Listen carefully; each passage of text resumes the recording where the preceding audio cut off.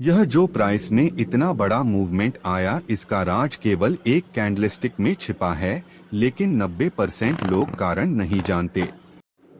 जब हम stock market में अपने ट्रेडिंग जर्नी को स्टार्ट करते हैं तो बहुत से कैंडलस्टिक पैटर्न के बारे में सीखते हैं और लगभग 100 से भी ज्यादा कैंडलस्टिक्स पैटर्न है जिन्हें याद रखना इम्पॉसिबल तो नहीं बट बहुत डिफिकल्ट है। इन्हें सीखने और याद रखने में ही लगभग 2 से 3 महीने लग जाते हैं, बट मेरा ये मानना है हमें इन कैंडलस्टिक को याद रखने की कोई जरूरत ही नहीं।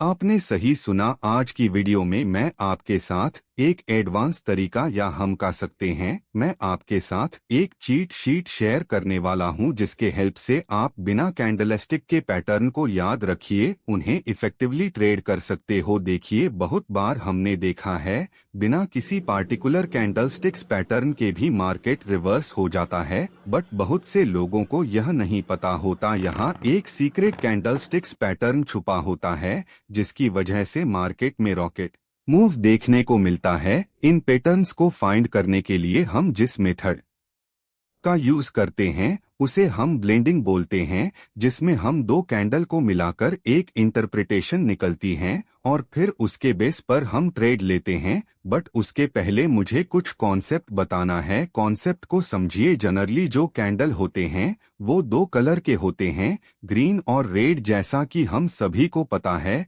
ग्रीन कैंडल के फॉर्मेशन के दौरान बायर्स प्राइस को ऊपर ले जाते हैं, जिसकी वजह से इसका ओपनिंग प्राइस नीचे होता है और क्लोजिंग प्राइस ऊपर होता है, और ये इसका अपर विक है जो उसे टाइम पीरियड का हाई प्राइस बताता है। मतलब मार्केट उसे टाइम पीरियड के दौरान कितना ऊपर गया था, और ये इसका लोअर विक है जो उसे टाइम पीरियड का लो प्राइस बताता है। मतलब उसे कैंडल के फॉर्मेशन के दौरान प्राइस कितना नीचे तक गया था, और रेड कैंडल के फॉर्मेशन के दौरान सेलर्स प्राइस को उसके ओपनिंग प्राइस से नीचे लेकर जाते हैं, जिसकी वजह से इसका ओपनिंग प्राइस ऊपर और क्लोजिंग प्राइस नीचे होता है। ये अपर विक है जो उसे टाइम पीरियड का हाई प्राइस बताता है, और ये लोअर विक है जो उसे टाइम पीरियड का लो प्राइस बताता है, और इस टोटल एरिया को हम उसे कैंडल का रेंज बोलते हैं। तो अगर इस ग्रीन कैंडल को देखें तो इसका क्लोजिंग इसके हाई के पास हुआ है,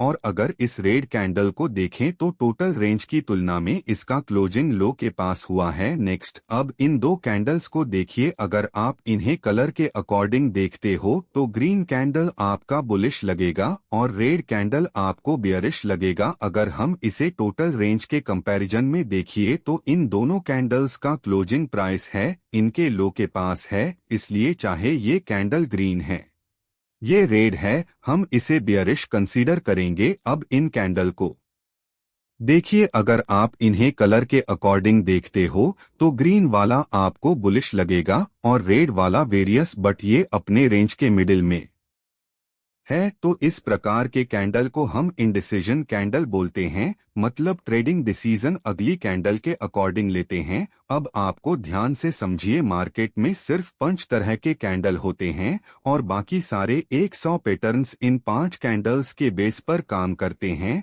तो पहला कैंडल जिसमें बॉडी बड़ा होता है और शैडो छोटा होता है, इसका कलर ग्रीन होता है और इसका क्लोजिंग प्राइस इसके हाई पर होता है या हाई के आसपास होता है, और ये सारे इसके वेरिएंट्स है।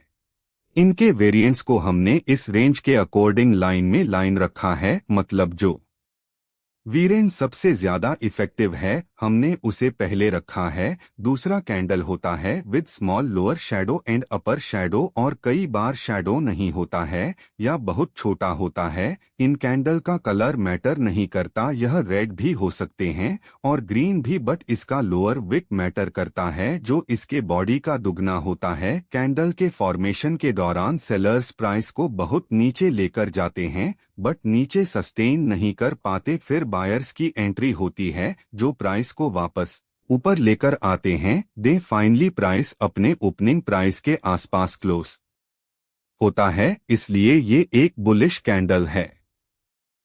नेक्स्ट वेरिएंट, इसका बॉडी छोटा होता है, इसका लोअर विक या तो नहीं होता है या ना के बराबर होता है, पर इसका अपर विक इसका बॉडी का डबल या उससे ज्यादा होता है। इस कैंडल का भी कलर मैटर नहीं करता, यह रेड भी हो सकता है और ग्रीन भी हो सकता है। अब यह समझिए, शुरुआत में बायर्स प्राइस को ओपनिंग से बहुत ऊपर लेकर जाते हैं, बट प्राइस ऊपर सस्टेन नहीं कर पाता और नेक्स्ट कैंडल स्टिक्स का जो बॉडी होता है वह इनके रेंज के बीच में होता है और इनका अपर विक और लोअर विक सेम साइज के होते हैं या थोड़ा बहुत छोटा बड़ा हो सकता है। इन कैंडल का भी कलर मैटर नहीं करता और ये कैंडल बनने के बाद हम नेक्स्ट कैंडल के बेस पर ट्रेड लेते हैं। यहाँ तक हमने समझा कैंडल 5 तरह के होते हैं। अब बात करते हैं कैसे हम हिडन पैटर्न्स खोजते हैं। तो ये बहुत सिंपल है, जिसके लिए हम ब्लेंडिंग मेथड का यूज करेंगे। सपोज ये हमारे पास 2 कैंडल है।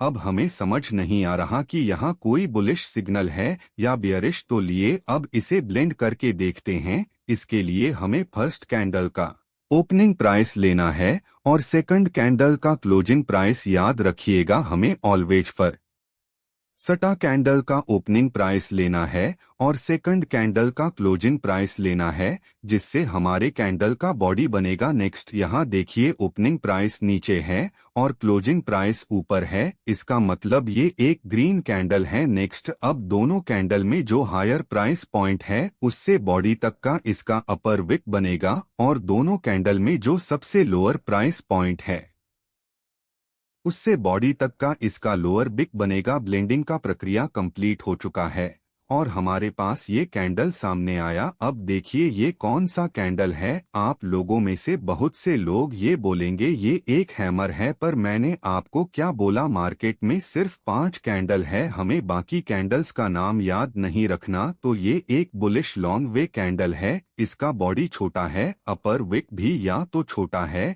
या ना के बराबर है और इसका लोअर भी बॉडी की तुलना में डबल है। और जैसा कि हमने कैंडलस्टिक का कलर मैटर नहीं करता, बस लॉन्ग लोअर बिग मैटर करता है। तो चाहे ये रेड हो या ग्रीन हो, ये एक बुलिश पैटर्न है। अब देखिए, सपोज ये दोनों कैंडल बनी है और जब हम 2-15 मिनट्स कैंडल को ब्लेंड करते हैं तो हमारे पास एक 30 मिनट का कैंडल आता है। तो इस प्रकार हम बिग टाइम फ्रेम का सेंटीमेंट देख सकते हैं। अगला एग्जाम्पल देखिए, अगेन यहाँ हमारे पास 2 कैंडल है। यहाँ भी पता करते हैं यह बुलिश सिग्नल है या बियरिश। इसके लिए इसे ब्लेंड करके देखते हैं क्या इंटरप्रिटेशन निकलता है। तो हमने फर्स्ट कैंडल का ओपनिंग प्राइस लिया और सेकंड कैंडल का क्लोजिंग प्राइस लिया। क्लोजिंग प्राइस ओपनिंग प्राइस के नीचे है, इसलिए इसका कलर रेड होगा। नेक्स्ट दोनों कैंडल में जो सबसे हाईएस्ट पॉइंट है वहां से बॉडी तक का हमने अपर विक ड्रॉ किया। नेक्स्ट अब दोनों कैंडल में जो सबसे लोएस्ट पॉइंट है वहां से बॉडी तक का हमने एक लोअर विक ड्रॉ किया। सो अगेन हमारे पास एक बुलिश कैंडल है, बस उसका कलर ग्रीन था और ये रेड है। बट अगेन बुलिश कैंडल का कलर मैटर नहीं करता, बस मैटर करता है